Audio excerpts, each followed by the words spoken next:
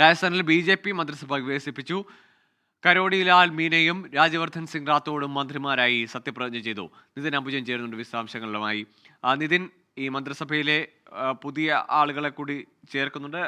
റാത്തോഡിനെതിരെയൊക്കെ ആദ്യഘട്ടത്തിൽ സ്ഥാനാർത്ഥി സമയത്തൊക്കെ പ്രതിഷേധമുയർന്നതാണല്ലോ.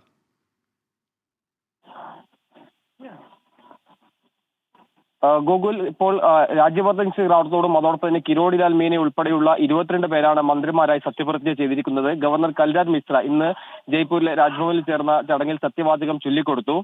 ഇതിൽ 12 പേർ ക്യാബിനറ്റ് റാങ്കുള്ള മന്ത്രിമാരാണ്. മറ്റുള്ളവരെല്ലാം തന്നെ സ്വതന്ത്ര ചുമതലയാണ് നൽകിയിരിക്കുന്നത്. എന്തായാലും നേരത്തെ ഗോകുൽ സൂചിപ്പിച്ചപ്പോൾ തന്നെ രാജ്യവർദ്ധൻ സിംഗ് റാത്തോഡിന്റെ പേരടക്കം മുഖ്യമന്ത്രി സ്ഥാനത്തേക്ക് പോലും പരിഗണിച്ചിരുന്നു. പക്ഷേ ഇപ്പോൾ മന്ത്രി ഇപ്പോൾ പരിഗണിക്കുകയാണ് ചെയ്തിരിക്കുന്നത്. എന്തായാലും വകുപ്പുകൾ സംബന്ധിച്ച് ഇതുവരെ തീരുമാനം ഉണ്ടായിട്ടില്ല. വൈകാതെ അതിലൊരു തീരുമാനം ഉണ്ടാകുമെന്ന് പ്രതീക്ഷിക്കുന്നു.